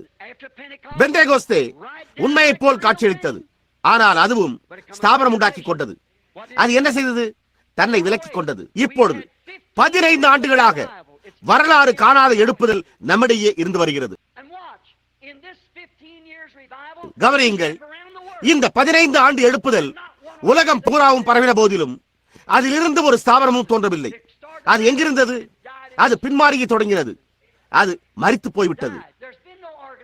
இதைத் தொடர்ந்து ஒரு ஸ்தாபனமும் இருக்க முடியாது. ஏன்? அது கோதுமை மணியே. இனிமேல் ஸ்தாபனம் இருக்க முடியாது. இப்பொழுது பதரானது தன்னை விலக்கிக் கொண்டிருக்கிறது. எந்த ஒத்துழைப்பும் இல்லை. யாருக்கும் நீங்கள் தேவைப்படுகிறது இல்லை. ஏன் அப்படி? அது அப்படித்தான் இருக்க வேண்டும். சபை ஏன் அங்கிருந்தது? அதை ஆதரிப்பதற்காகவே. யார் ஒத்துழைத்திருப்பார்கள்? பாப்டிஸ்ட் அல்லது பிரெஸ்பிட்டேரியன் அல்லது லூத்தரன் யாராவது ஒரு தெய்வீக சுகமளிக்கும் கூட்டத்தை ஆதரித்திருப்பார்களா? ஆனால் உண்மையானது வெளிவரும்போது என்ன சம்பவிக்கிறது? பதறல்ல, ஆனால் ஜீவன் பதரிலிருந்து வெளிவந்து கோதுமை மணிக்குள் பிரவேசிக்கிறது. உண்மையான ஜீவன். அங்குள்ள ஸ்தாபனமோ மரித்து போகிறது. ஒவ்வொரு காலத்திலும் சம்பவித்தது போலவே எப்பொழுதும் சம்பவிக்கிறது. நீங்கள் 50 ஆண்டுகளுக்கு முன்பு அதை விட்டு வெளிவந்து மறுபடியும் அதற்குள் சென்று விட்டீர்கள். ஆனால் உண்மையான ஜீவனோ கோதுமை மணியை தொடர்கிறது. சகோதரரே, நாம் முடிவு காலத்தில் இருக்கிறோம். பதரானது எதற்காக விலகிச் செல்கிறது? கோதுமை மணியை குமாரனின் சமூகத்திற்கு கொண்டு வந்து அதை எஜமானுக்கென்று பொன்னிறமுள்ள மணியாய் முதிர்வடைய செய்வதற்காகவே ஆகும். அது ஏன் தன்னை விலக்கிக் கொண்டது? அது இருதயத்தில் வேதனைகளும் கண்ணீரும் உண்டாக காரணமாயிருக்கவும், அது சூரியனுக்கு முன்பாக அல்ல, குமாரனுக்கு முன்பாக கிடந்திருந்து உண்மையான முழு சுவிசேஷத்துக்கு முதிர்வடையவும், வேதாகமத்தில் இயேசு கிறிஸ்து வாக்களித்துள்ள அனைத்தையும் வெளிப்படுத்தவும் ஜனங்கள் மத்தியில் ஒரு சரீரம் எழும்பிக் கொண்டிருக்கிறது. இணை ஸ்தாபனங்கள் ஒருபோதும் இருக்காது. அது ஐஸ்வர்யமுள்ள லவோதிக்கேயாவுக்குள் சென்று விட்டது. ஸ்தாபனம் எதனால் செழிப்படைந்தது? கோடிக்கணக்கான டாலர்கள், கோடிக்கணக்கான ஆத்துமாக்கள். மேய்ப்பர் எதற்காக வந்தார்? தமது சகோதரர்களை அடிமைத்தனத்தினின்று விடுவிக்கவே. நான் அறியேன். தேவரே, எங்களோடு கூட இரும், எங்களுக்கு உதவி செய்யும். வார்த்தையை படியுங்கள், வேத வாக்கியங்களை ஆராய்ந்து பாருங்கள். அவைகளால் நமக்கு நித்திய ஜீவன் உண்டென்று எண்ணுகிறோம். சத்தியத்தை குறித்து சாட்சி கொடுப்பவர்களும் அவைகளே. பாருங்கள், தேவன் தமது வார்த்தைகளை ஒவ்வொரு காலத்துக்கும் பகிர்ந்தளித்துள்ளார். இந்த காலமோ எப்பொழுதுமே. இயேசு வந்தபோது என்ன கூறினார்? அவர் ஜனங்களை நோக்கி, மாயக்காரரே, நீங்கள் சுவர்களுக்கு வெள்ளையடித்து தீர்க்கதரிசிகளுக்கு கல்லறைகளை கட்டுகிறீர்கள். உங்கள் பிதாக்கள் அவர்களை கொன்று அங்கு அடக்கம் செய்தார்கள். நீங்கள் உங்கள் பிதாக்களின் புத்திரராயிருக்கிறீர்கள். அவர்கள் செய்த கிரியைகளையே நீங்களும் செய்வீர்கள் என்றார். என் சகோதரரே, அது எக்காலத்தும் மாறாமல் அதே விதமாகவே இருந்து வருகிறது. ஆனால் இயேசு ஒரு நாளில் வரும்போது காலங்கள் தோறும் வழி வழியாக லூத்தர், பெந்தேகோஸ்தே போன்ற சுமப்பவைகளின் வழியாக வந்த வெளிச்சத்தை ஏற்றுக்கொண்ட மகத்தான மேய்ப்பரின் ஆடுகள் சுமப்பவைகளை ஏற்றுக்கொண்டவர்கள் அல்ல. பாருங்கள், அதன் வழியாக வந்த வெளிச்சத்தை ஏற்றுக்கொண்டவர்கள். அவர்களை மீட்க அவர் வருவார். அவர் மறுபடியும் வரப்போகிறார் என்று நான் அறிந்திருப்பதனால் மிகவும் மகிழ்ச்சி அடைகின்றேன். ஓ, அவருடைய கூட்டத்தாரோடு நீங்கள் எண்ணப்படுவீர்களா? நீங்கள் எண்ணப்படுவீர்களா? அதற்கு ஒரே ஒரு வழி உண்டு. ஒரு சபையை சேர்ந்து கொள்வதன் மூலம் அல்ல, அவருக்குள் பிறப்பதன் மூலமே ஆகும். பிதாவானவரிடம் கொடுக்கிற யாவும் என்னிடத்தில் வரும். என் பிதா ஒருவனை அழைக்காவிட்டால் அவன் என்னிடத்தில் வரமாட்டான். பாருங்கள், அவ்வளவுதான் அதில் உள்ளது. அதை ஏற்றுக்கொள்ளுங்கள். எனக்கு தெரிந்த ஒரே கிறிஸ்துமஸ் வெகுமதி அவர் உலகத்துக்கு அருளின தேவ ஈவாகி அவருடைய ஒரே பேரான குமாரன். அவர் வார்த்தையாக நேற்று மீண்டும் என்று மாறாதவராய் இருக்கிறார். புரிகிறதா? அவரை இந்நாளில் வேதாகமத்தின் முழுமையில் விசுவாசியுங்கள். அந்த 7 ரகசியங்கள், 7 சபை காலங்களில் மறைக்கப்பட்ட 7 ரகசியங்கள் இருந்தன. அதை குறித்து ஒரு புத்தகத்தை நான் எழுதி கொண்டிருக்கிறேன். அண்மையில் ஒரு சிறந்த வேத பண்டிதர் என்னிடத்தில் சகோதரன் பிரணாமே என்று கூறி, மேலும் அவர் எவ்வாறு சாத்தான் உங்களை வழிவிலகச் செய்ய முயல்கிறான் என்று புரிகிறதா என்று கேட்டார். மேலும் தொடர்ந்து அவர், சகோதரன் பிரணாமே, என்ன தெரியுமா, அடுத்தபடியாக நாம் என்ன செய்ய வேண்டும் என்று கர்த்தர் நமக்கு வெளிப்படுத்துவார் என்று நினைக்கிறேன்.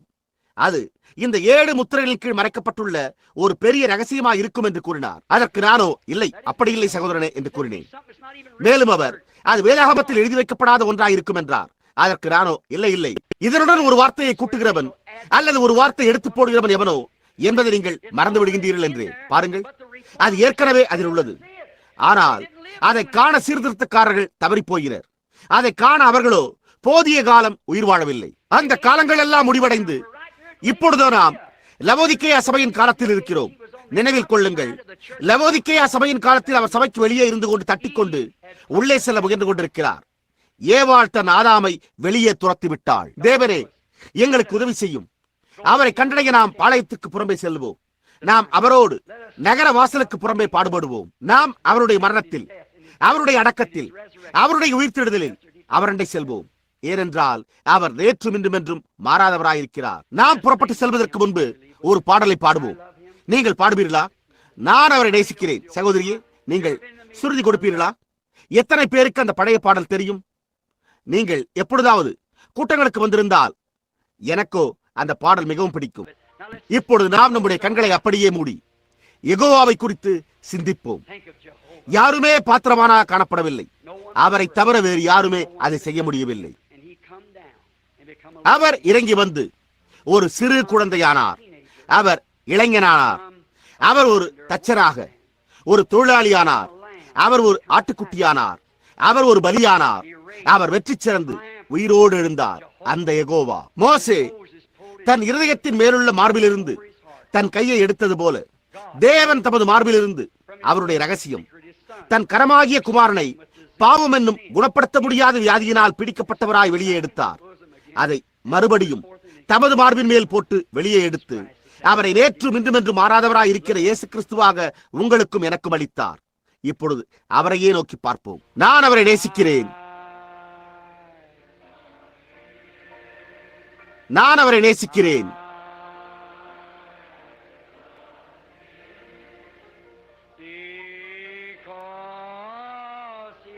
முதலில் அவர் என்னை நேசித்த காரணத்தால்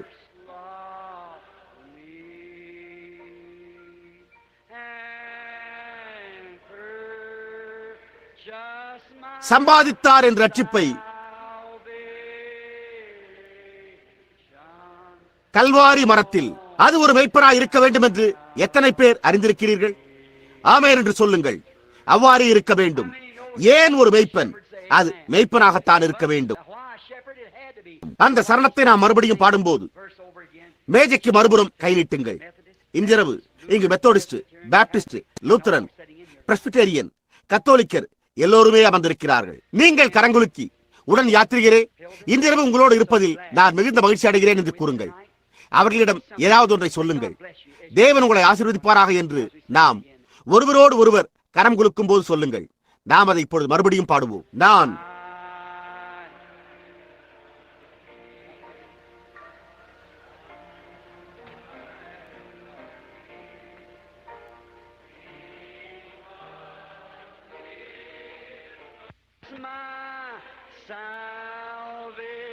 என் ரட்சிப்பை கல்வாரி மரத்தில். இப்பொழுது நாம் நம்முடைய கண்களை மூடி நம்முடைய கரங்களை உயர்த்தி அவரண்டை பாடுவோம். நான் உம்மை நேசிக்கிறேன். நான் உம்மை நேசிக்கிறேன்.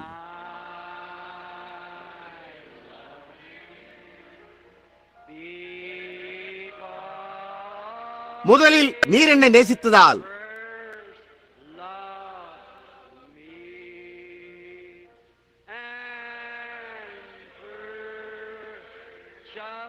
சம்பாதித்தீர் என்ற ரட்சிப்பை கல்வாரி மரத்தில். இப்பொழுது தேவன் உருவில்லாதவர். எனவே நாம் நம்முடைய தலைகளை வணங்கி சிறு பிள்ளைகளைப் போல இதை மௌனமாக வாய் திறவாமல் பாடுவோம். நீங்கள் தேவனுடைய பிள்ளைகள். உலகம் என்ன நினைக்கும் என்பதை நோக்கி பார்க்காதீர்கள். நீங்கள் இப்பொழுது ஆராய்த்துக் கொண்டிருக்கிறீர்கள். கிறிஸ்துவை ஆராய்த்துக் கொண்டிருக்கிறீர்கள். இப்பொழுது உங்களுடைய தலைகளை வணங்கி அதை மௌனமாக பாடுங்கள்.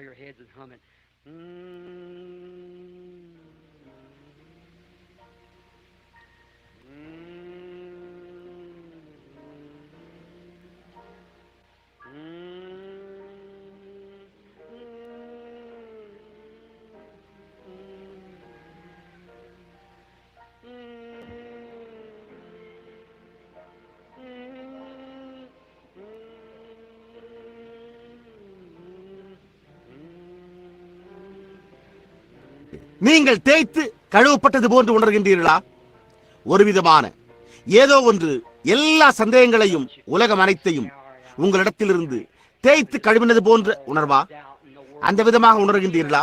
உங்கள் கரங்களை உயர்த்தி, நான் தேய்த்து கழுவப்பட்டதை உணர்கிறேன், நான் வித்தியாசமாக உள்ளதை உணர்கிறேன், அவருடைய கரங்களில் இருந்து புசித்துக் கொண்டிருப்பது போன்ற உணர்வு எனக்கு உள்ளது நான் என்று கூறுங்கள். இங்கு சாட்சி கூறின சகோதரர் கூறினது போன்று ஆகாரம், மேய்ப்பரின் ஆகாரம், ஆடுகளின் ஆகாரம், அது வார்த்தையாய் உள்ளது. தேவனுடைய ஆடுகள் அவருடைய ஆகாரத்தினால் போஷிக்கப்படுகின்றன. மனுஷர் அப்பத்தினாலே மாத்திரமல்ல, தேவனுடைய வாயிலிருந்து புறப்படுகிற ஒவ்வொரு வார்த்தையினாலும் பிழைப்பான். அதுதான் இது, இந்த வேதாகமும். நாம் ஒவ்வொரு வார்த்தையையும் புசிக்கிறோம். ஏதோ சில வார்த்தைகள் மாத்திரமல்ல, அவருடைய வாயிலிருந்து புறப்படுகிற ஒவ்வொரு வார்த்தையும். ஓ, அது உங்களை அவரை நேசிக்க செய்கிறது அல்லவா? இப்பொழுது நாம் நித்திய ஜீவனை பெற்றிருக்கிறோம் என்பதை நினைத்து பார்க்கும் போது, நாம் இனிமேல் அல்ல, இப்பொழுதே தேவனுடைய குமாரர்களாய் இருக்கிறோம். இனிமேல் அல்ல, இப்பொழுதே கிறிஸ்து இயேசுவுக்குள் உன்னதங்களில் ஒன்றாக உட்கார்ந்து கொண்டிருக்கிறோம். தொலைக்காட்சி பெட்டியோ ஒரு ஏழுலக மின்காந்த ஒளி அலை உள்ளதை நிரூபிக்கிறது. அது பூமியை சுற்றி பயணிக்கிற நபரை தொலைக்காட்சி திரையில் காண்பிக்கிறது. அவ்வாறே மகத்தான தேவனுடைய வார்த்தை, தேவனுடைய ஆவி, தேவனுடைய வார்த்தையை எடுத்து உன்னதங்களில் உள்ள அவருடைய ஆடுகளுக்கு இயேசு கிறிஸ்துவை பிரதிபலித்து காண்பித்து, அவர் நேற்று இன்றும் என்று மாறாதவராய் இருக்கிறார் என்பதை அறிவிக்கிறது. அவர் அற்புதமானவர் அல்லவா? அவர் அற்புதமானவர். தேவன் உங்களை ஆசீர்வதிப்பாராக. இப்பொழுது நாம் சற்று நேரம் எழும்பி நிற்போம்.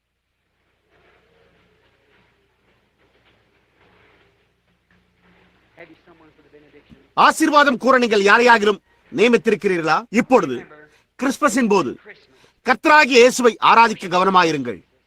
அவரை அவருடைய உயிர்த்தெழுதலின் வல்லமையில் ஆராதியுங்கள்.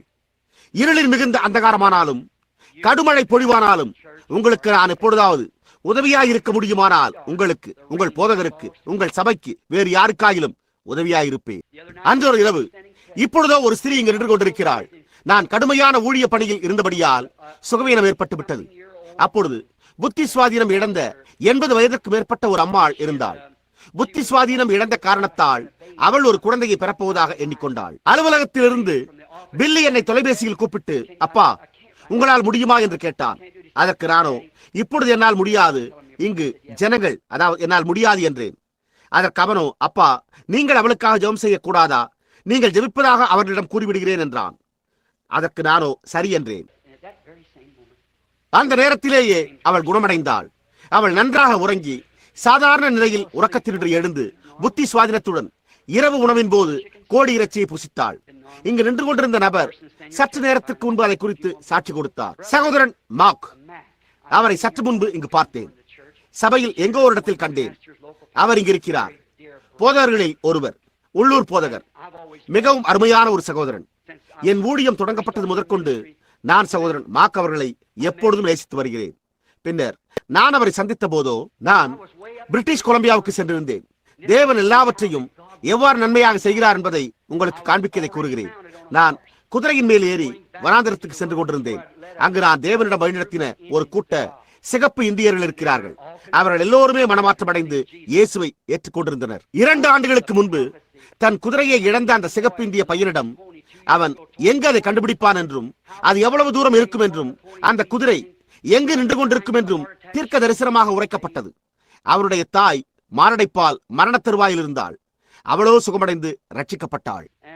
அந்த பையன் அங்கு வந்து அதை பார்த்து அதை அறிந்தவனாய் அவரிடம் கூறப்பட்ட அதே விதமாகவே அவருடைய குதிரை கண்டுபிடிக்கப்பட்டது. கர்த்தர் இதுவரை உரைத்த ஒரு வார்த்தையாவது உங்களில் எவரிடத்திலாவது நான் கேட்கிறேன், அவர் உங்களிடம் கூற எனக்கு கட்டளையிட்டது இதுவரையிலும் அவர் உரைத்தபடி நிறைவேறாமல் இருந்ததுண்டா? அப்படி நிறைவேறி இருந்தால் ஆமென் என்று கூறுங்கள். பாருங்கள், புரிகிறதா? அப்படியே அது ஒரு முறை கூட தவறினதே இல்லை. சகோதரன் மார்க் அவர்கள் மரண தருவாயில் இருந்தார். அவருடைய மனைவியோ பில்லியை தொலைபேசியில் அழைத்து பில்லியின் மனைவியை கூப்பிட்டு, நான் எங்கே இருக்கிறேன் என்று கேட்டாள். அந்த அருமையான ஸ்திரீ, அவருடைய மனைவி. என் மருமகளோ அவர் வேட்டை பயணம் மேற்கொண்டு வடக்கு பிரிட்டிஷ் கொலம்பியாவிற்கு சென்றிருக்கிறார் என்று கூறினாள். அன்று காலை என்னவோ என்னால் குதிரையின் மேல் சவாரி செய்து வெளியே செல்லவே முடியவில்லை. அப்பொழுது பில்லி, நான் எதற்கும் இன்னும் ஒருமுறை வீட்டிற்கு தொலைபேசி அழைப்பினை செய்கிறேன் என்று கூறினான். எனவே அவன் தொலைபேசி இருந்த இடத்துக்கு சென்றான். இதோ அவர்கள் ஓடி வந்தனர். அப்பொழுது குதிரை கிடைக்கப்பட்ட அந்த சிகப்பு இந்தியன் அங்கு நின்று கொண்டிருந்தான். பில்லி, சகோதரன் மார்க் மரண தருவாயில் இருக்கிறார், அவர்கள் உங்களை அழைக்கிறார்கள் என்றான். அப்பொழுது நான் இறங்கி காற்றுக்குள் சென்று முழங்கார் படியிட்டேன். அப்பொழுது நான், அன்புள்ள தேவனே, 3000 மைல் தொலைவில் சூரிய வெளிச்சமுள்ள அரிசோரா நாட்டு டூசானில் என் சகோதரன் மரண தருவாயில் கிடக்கிறார், நீர் அவருக்கு உதவி செய்வீரா என்று ஜெபித்தேன். அப்பொழுது ஏதோ ஒன்று என்னிடத்தில் எல்லாம் நன்றாய் உள்ளது என்று கூறினது. அந்த ஒரு நாள் நான் சகோதரன் மாக்கிடம் பேசிக் கொண்டிருந்த போது, அது எந்த மணி நேரத்தில் சம்பவித்தது என்று கேட்டேன். அது நாங்கள் ஜெபிக்க சென்ற அதே மணி நேரத்தில். ஓ, அவர் அற்புதமானவர் அல்லவா? அவர் நேற்றும் இன்றும் என்றும் மாறாதவராயிருக்கிறார். நான் ராஜாவின் சமூகத்தில் வாழ்ந்து கொண்டிருக்கிறேன் என்று அறிந்திருப்பதில் எனக்கு மிக்க மகிழ்ச்சி. இப்பொழுது நாம் நம்முடைய தலைகளை வணங்கியிருப்போம். விலையேறப்பட்ட ஒரு சகோதரன், ஒரு மிஷனரி சகோதரன், என் நண்பர், அசம்பிளிஸ் ஆஃப் காட் என்ற சபையின் அங்கத்தினர், விலையேறப்பட்ட சகோதரன் இங்கு இருக்கிறார். அவரை நான் கிரீச் என்று அழைப்பது வழக்கம். அவர் மிகவும் அருமையான காரியங்களை பேசினார். சகோதரன் கிரீச், அப்படித்தான் உங்களை நான் அழைக்கிறேன். எனக்கு என்ன கூறுவதென்றே தெரியவில்லை. இந்த கடைசி காலத்தில் நீங்கள் என் சகோதரனும் இயேசு கிறிஸ்துவுக்காக படும் உபத்திரவங்களில் என் உடன் ஊழியனுமாக இருக்கிறீர்கள். தேவன் உங்களை ஆசீர்வதிப்பாராக. நாங்கள் எங்களுடைய தலைகளை வணங்கி இருக்கையில் நீங்கள் ஜெபம் செய்து கூட்டத்தை முடிக்கப் போவதாக சகோதரன் டோனி கூறினார் என்று நான் நினைக்கிறேன். சரி, வாருங்கள். Who has given counsel to the Lord? Who has given counsel to the Who Lord? can question any of his words? Who can question any of his words? Who can teach the one Who can teach the Who knows all one things? who knows all things? who can fathom Who can fathom wondrous deeds? all his wondrous deeds? Behold our God, Behold, our God, seated on his throne. seated on his throne. Come, let us adore him. Come, let us adore him. Behold our King, Behold, our King. nothing can compare. Nothing can compare. Come, let us adore him. Come, let us adore him. Behold our God, Behold, our God, seated on the throne. seated on his throne. Come, let us adore him. Come, let us adore him. Behold our King, Behold, our King. nothing can compare. Nothing can compare. Come, let us adore Come, him. let us adore him.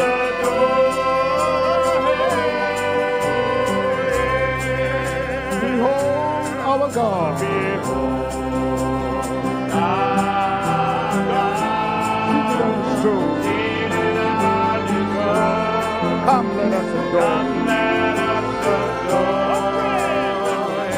his throne. Come, let us adore Come, him. let us adore him. Behold our King, Our King. nothing can compare. Nothing can compare. Come, let us adore him. Let us adore him. Behold our God, We worship our God. seated on his throne. Seated on his throne. Come, let us adore him. Come, let us adore him. Behold our King, Our King. nothing can compare. Nothing can compare. Come, let us adore him. Come, let us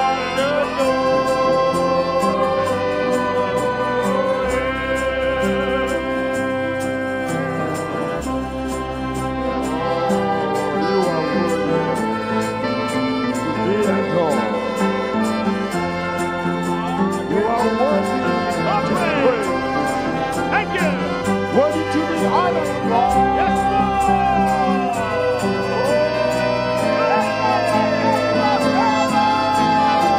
Sing, O God, the extent of your merciful kindness to us and even to simple humanity.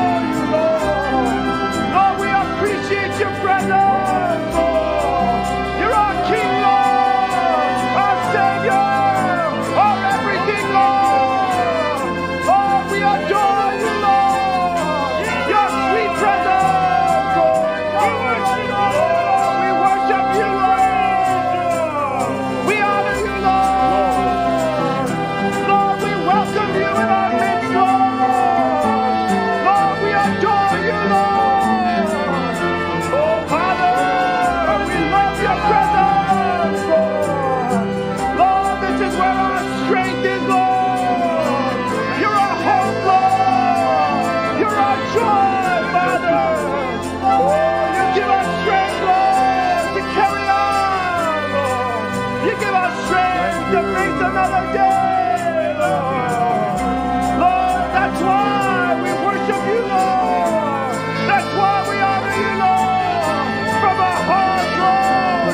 That's why we praise you, Lord. That's why we honor you, Lord. Lord, what you have done, Lord. You brought us from nothing, Lord. You raised us up, Lord. Lord, and made us what we are today. And Lord, what we're gonna be, Lord. It's not who we are, Lord. But you look down in our hearts, Lord. You saw the need, Lord. You saw, Lord, what we wanted to be, Lord. Not who we were, Lord. Lord, we thank you for that, Lord. We appreciate you, Lord. Lord, we love your presence, Lord. We love you, Lord. We appreciate you, Lord. We welcome you, Lord. You're our King, Lord. You're our Creator. Walking in our midst, Lord. Believe in your promises. We honor you, Lord. We worship you, Lord. From our heart, Lord. From our soul, Lord. We give praise, Lord. We give honor, Lord. Oh, our King, our Creator. Oh, we know you're here, Lord. Lord, there's somebody here, Lord. And we know it is you, Lord. Lord, we can't create this, Lord. But you in your mercy come down, Lord, to walk with us, Lord, in the cool of the evening, Lord. Oh, we appreciate it, Lord. Oh, Lord. Oh, we're going back to Eden, Lord. Oh, to fellowship with you, Lord. Lord, we need eternity, Lord. Lord, to give thanks, Lord, to where you brought